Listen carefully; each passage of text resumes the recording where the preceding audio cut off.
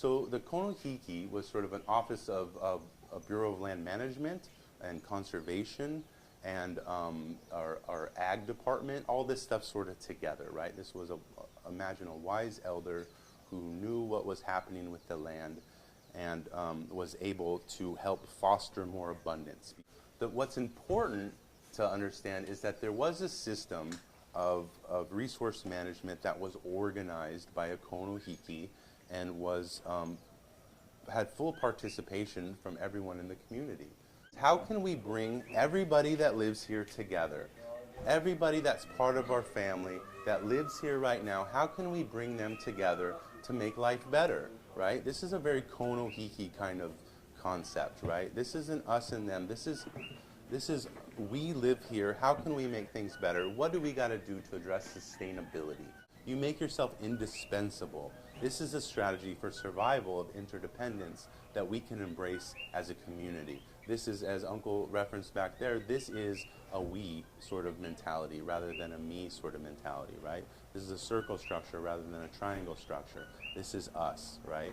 In times of need, during times of self-reliance or preparedness because of an imminent threat like lava or something that just happened with a hurricane, we don't have time for alternatives. We don't have time to vision our future about how we can better prepare ourselves as a community for the next time something like this were to happen, right? How can we take these alternatives and turn them into best practices? How can we create new systems and make the old systems obsolete? So some of the solutions are very personal ones, right? They're individual responsibility. The reality is we need not just the backyard revolution and the permaculture and the natural farming at our house. We need larger systems also to sustain us around us in our community. As we grow our sphere into now maybe into our community, into the people that live around us, we can look at ways of sharing resources, right? Not everybody needs a tractor, a lawnmower, or a backhoe. Perhaps we could share some of those with tool shares and things like that, right? There's sometimes that as we expand our circle, life gets a little bit more complicated. And there's sometimes as we expand our circle, life gets a little bit more easeful. And hopefully that we can balance that out as we work together as a community. A lot of people are building up at the same time. They're working on basic needs, and they would benefit from having a system in place of builders that could go and support each other, of farmers that could go and give advice to people and give design advice and help them install it. So labor pools that are reputation based, right? That protect the needs of the worker. That would be nice around here. And also protect the needs of the employer.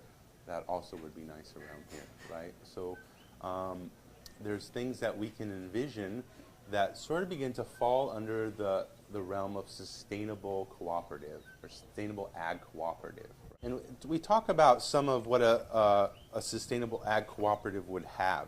Services is one, supplies and production. Design services, consultation, and education is an ag service that people could benefit around here, right? A lot of people have land, they don't know what to do with it.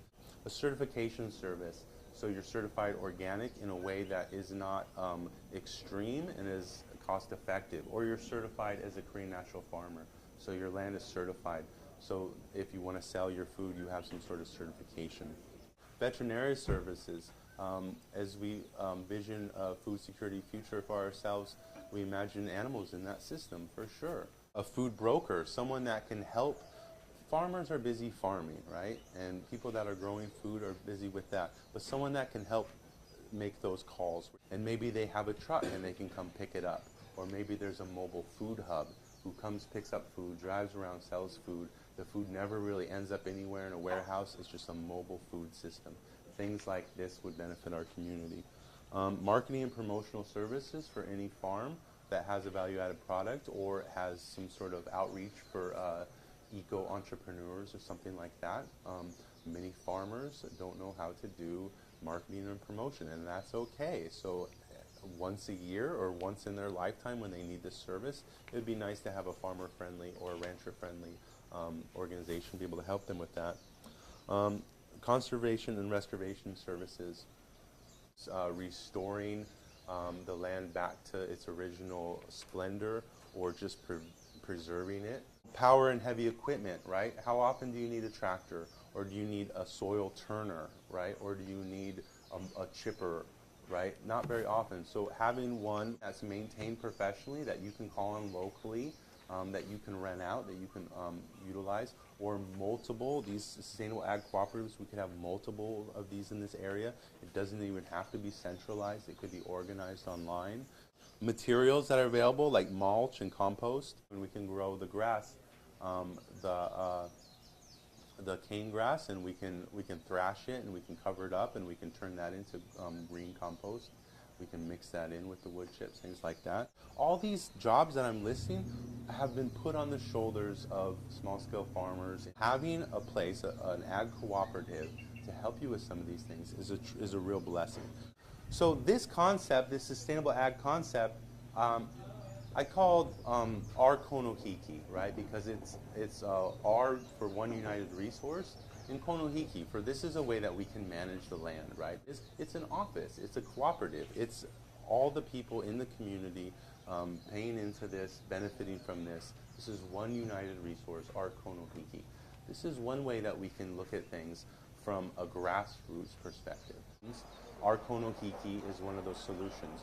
So I have a small organization called Lower Puna Rising, and we're a design build collective, and we really just help vision some of these ideas, right? We help formalize them and put them into place so that we can then present them business plans and grants to get money for them so we can do them.